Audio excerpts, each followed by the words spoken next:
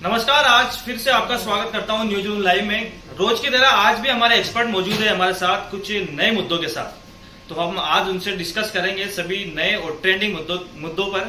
आज हमारे एक्सपर्ट है रहीम अहमद खान, ऋतुश्री पथरिया और कासिम भट्ट। तो सबसे पहले हम बात करेंगे अंतर्राष्ट्रीय महिला दिवस की। महिलाओं के सम्मान और महिलाओं के अधिकार के बारे में जानेंगे हमारे एक्सपर्ट से। बात करते हैं महिलाओं के अधिकार की। तो ये अंतर्राष्ट्रीय महिला दिवस स्टार्ट हुआ था अमेरिका के एक शहर से, जहां पर प्रोटेस्ट हुआ था महिलाओं के वेतन के लिए कि महिलाओं को आखिर समान वेतन क्यों नहीं दिया जाता पुरुषों के मुताबिक। जहां कंपनियों में देखा जाता है कि पुरुषों को जितना वेतन मिलता है महिलाओं को वो वेतन नहीं मिलता। तो इसको अच्छे से एक्सप्लेन करेगी हमारे एक्सपर्ट ऋतु जी। ऋतु, जैसे आज अंतर्राष्ट्रीय महिला दिवस है तो सबसे पहले सभी वुमेन्स को हैप्पी इंटरनेशनल वुमेन्स डे। जो महिला दिवस जब से स्टार्ट हुआ, इंटरनेशनल वुमेन्स डे से स्टार्ट हुआ, ये 1908 की बात है जी। एक्चुअली क्या हुआ था कि अमेरिका के न्यूयॉर्क में कुछ महिलाओं ने प्रोटेस्ट किया था, एक आंदोलन स्टार्ट किया था, जिसके अंदर उन्होंने अपने वेतन बढ़ाने और बेहतर मजदूरी ताकि उनको अच्छा काम मिल सके और अपनी जो इनकम है वो बढ़ा सके, और साथ में कुछ चीजें जो होती ना उनके अगेंस्ट जो पहले थी उसके लिए उन्होंने अपनी इस आंदोलन को स्टार्ट किया था। और उसके बाद ये करीबन 1-1.5 साल तक ये आंदोलन चला। उसके बाद इसे उस पर ध्यान दिया गया सरकार का और उसमें मंजूरी भी मिली। देन उसके बाद क्या करा कि महिलाओं के लिए कोई इस टाइम पर कोई दिवस नहीं हुआ करता था, उनके लिए कुछ सेलिब्रेशन नहीं हुआ करता था। जैसे आजकल मदर्स डे भी होता है, नेशनल वुमेन डे हो रहा है, तो अभी इंटरनेशनल वुमेन डे भी है। तो ऐसे करके काफी सारे डेज होते हैं। तो ऐसे ही फिर उन्होंने 1911 के अंदर एक मीटिंग रखी, कॉन्फ्रेंस रखी। उसके बाद जो मैं महिला का नाम बताना चाहूंगी, एक उनकी कॉन्फ्रेंस के अंदर जो एक हेड होती है वो महिला थी।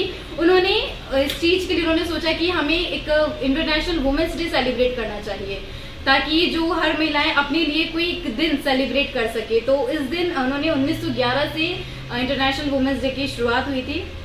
और अपने लिए कि अगर जैसे हर बार अगर कुछ होता है हमारे अगेंस्ट होता है तो हम इस कॉन्फ्रेंस के अंदर हर महिलाओं को जोड़ेंगे ताकि आगे जाकर हम अपने लिए प्रोटेस्ट कर सके। कुछ भी चीज होती है या कुछ भी पॉइंट होता है तो हम उसके लिए प्रोटेस्ट कर सके। तो उन्होंने अपना एक ग्रुप बनाया इस कॉन्फ्रेंस के साथ, और उसी दिन उन्होंने डिसाइड किया कि हम हर बार 8 मार्च को ये कॉन्फ्रेंस रखी गई थी 1911 में। उसके बाद उन्होंने डिसाइड किया कि हर दिन 8 मार्च को हम इंटरनेशनल वुमेन्स डे सेलिब्रेट करेंगे। तो ऋतु ने हमें बताया कि अंतर्राष्ट्रीय महिला दिवस की शुरुआत कहां से और कब हुई। अब हम बढ़ते हैं हमारे एक्सपर्ट रहीम अहमद के पास। वो भी बताएंगे महिलाओं के अधिकार के बारे में, कौन कौन से महिलाओं के अधिकार है, कौन से लागू है और कौन से भी लागू नहीं है। जी रहीम, बताएं। विश्व महिला दिवस की शुभकामनाएं सबसे पहले तो जी।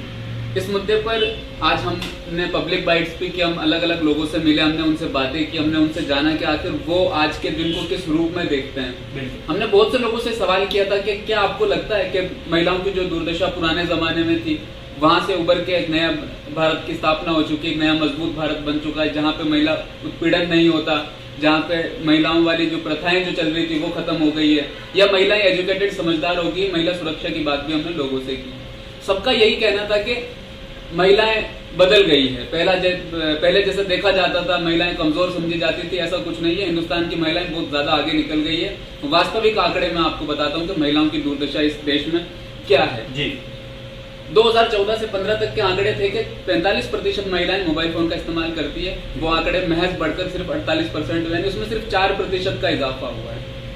संसद में महिलाओं की जो संख्या थी वो पहले 21% तक देखी जाती थी।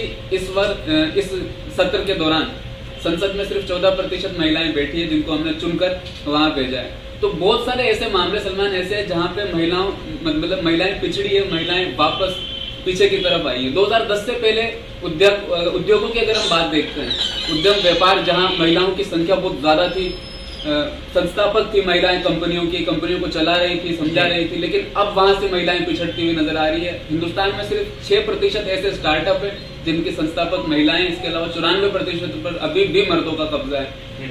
अधिकारों की अगर बात करें, मातृत्व अवकाश घोषणा थी सरकार की 2018 में। उन्होंने कहा था कि जो महिलाएं प्रेग्नेंट हो जाती है ड्यूटी के दौरान 7 हफ्तों का जो अवकाश है वो अवकाश नहीं गिना जाएगा, उसकी सैलरी महिलाओं को दी जाएगी। लेकिन अब तक 1 लाख ऐसी औरतें नहीं है हिंदुस्तान भर में जिनको अवकाश की जो सैलरी थी वो मिली है।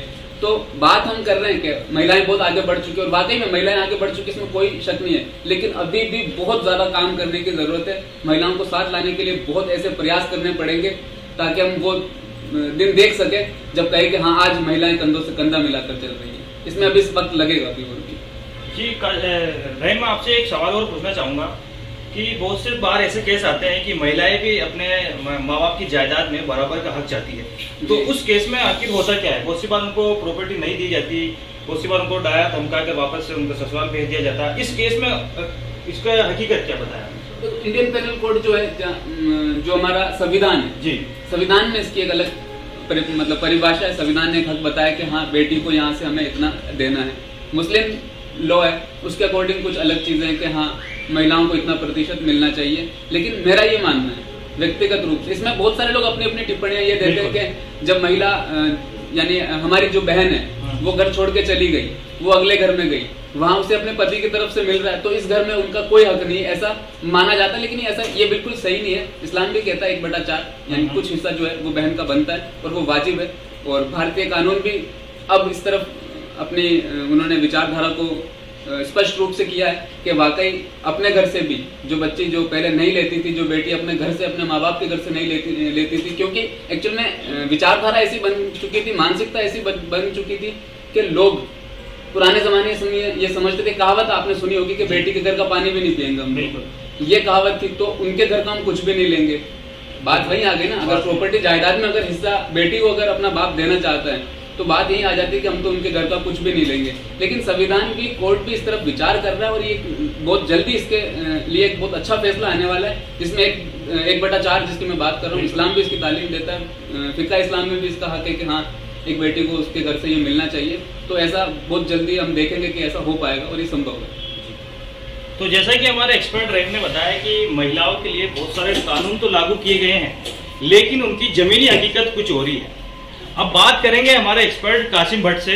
कासिम भट्ट से हम बात करेंगे यूपी इलेक्शन के बारे में, यूपी इलेक्शन में कितने प्रतिशत मतदान हो चुका है और 10 तारीख को उसके परिणाम भी आने वाले हैं। तो इस पर ज्यादा जानकारी के लिए हमारे एक्सपर्ट कासिम हमसे जुड़ चुके हैं। जी कासिम बताएं। जी बिल्कुल, जैसे कि आपने कहा कि 10 मार्च को जो है रिजल्ट होने वाला है। आज यूपी में चुनाव जो है खत्म हो गए, पूरे तकरीबन जो है कंप्लीट हो चुके हैं।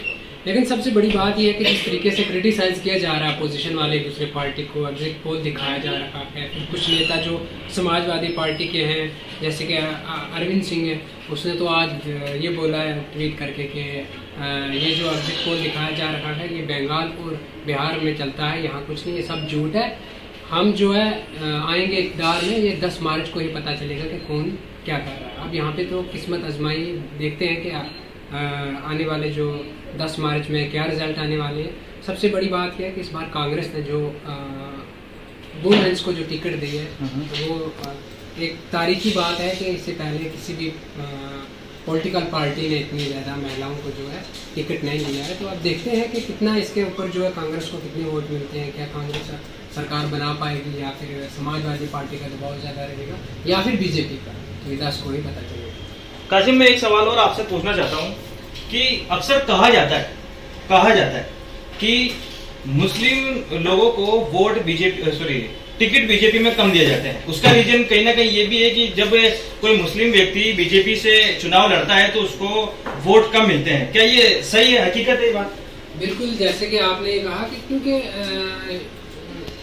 पॉलिटिकली राइट तो है हमारे पास कि हम जो हमारे पास एक अधिकार है, एक राइट है कि हम इसमें सियासत में भी हिस्सा ले सकते हैं और हम वोट भी डाल सकते हैं।